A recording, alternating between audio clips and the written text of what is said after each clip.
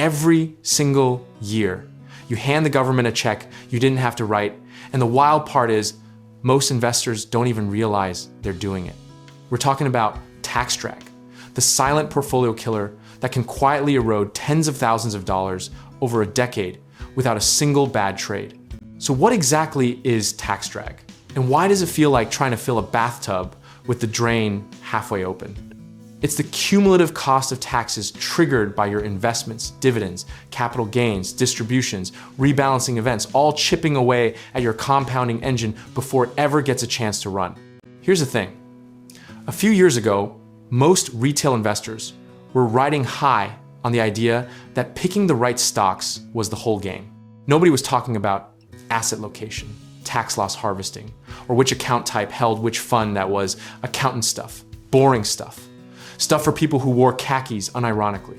Then the bull market of the 2010s started cooling, inflation showed up uninvited like a cousin at Thanksgiving, and suddenly people started doing the math on what they were actually keeping. One study found that taxes can reduce an investor's annual return by 0.5 to 1.5%, which sounds small until you realize that over 30 years, that gap can cost you hundreds of thousands of dollars in real wealth. The catalyst for my own wake-up call was embarrassingly simple. I looked at my brokerage statement, saw a capital gains distribution from a mutual fund I barely touched, and owed taxes on gains I never actually chose to realize. That's the absurdity nobody warns you about. You can lose money on paper and still get a tax bill. The fix isn't glamorous, but it starts with something called asset location, the strategic placement of investments across taxable, tax-deferred, and tax-free accounts based on how tax inefficient they are. Think of it like this. You wouldn't store ice cream in the oven and steak in the freezer, so stop putting your high dividend funds in your taxable account and your growth ETFs in your Roth. Historically, investors who optimize asset location have added an estimated 0.2 to 0.8% in after-tax returns annually, not from better stock picks, just smarter placement. That's not magic, that's just architecture. And the beautiful irony is that the boring stuff turns out to be the alpha. Now, a common misconception is that tax optimization is only for the wealthy, or that it requires some complex offshore strategy. Let me kill that myth right now. Simple steps like holding bond funds in your 401k, keeping index ETFs in your taxable account, and using your Roth for your highest growth speculative bets are accessible to virtually any investor. Tax loss harvesting is the other lever I pulled, and it felt a little like finding cash in an old jacket. You're selling a position at a loss, capturing that loss as a deduction, and immediately reinvesting in a similar but not identical asset to maintain your exposure. The IRS has a 30-day wash sale rule you have to respect, but within that constraint, you're essentially converting paper losses into real tax savings. There's a psychological challenge here too, because selling a loser feels like admitting defeat, and our brains are wired to hold on hoping for a comeback.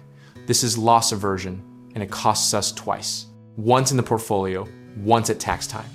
The discipline of harvesting losses on a schedule, not based on emotion, is what separates a process-driven investor from someone just vibing and hoping. Every financial cycle has its version of this lesson. In the 1970s, it was inflation proofing. In the 1990s, it was chasing returns. And today it's realizing that net returns, not gross returns, are the only number that actually matters. The investors who compound quietly and efficiently across decades aren't always the ones with the hottest picks. They're the ones who stop leaving money on the table for the taxman. The practical playbook is this. Audit your current account placements. Move tax-inefficient assets into sheltered accounts over time as opportunities arise. Set a calendar reminder to review for harvesting opportunities in down months, and commit to a rebalancing strategy that minimizes taxable events.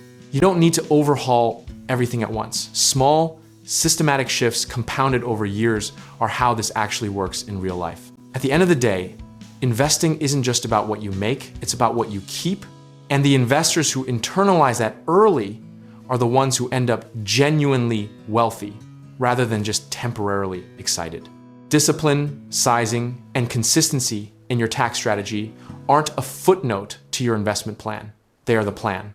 And honestly, whether markets go up, sideways, or decide to completely lose their minds next quarter, a tax-efficient portfolio means you're playing with a structural edge that doesn't depend on being right about any single outcome. That kind of rational preparation isn't pessimism, it's freedom.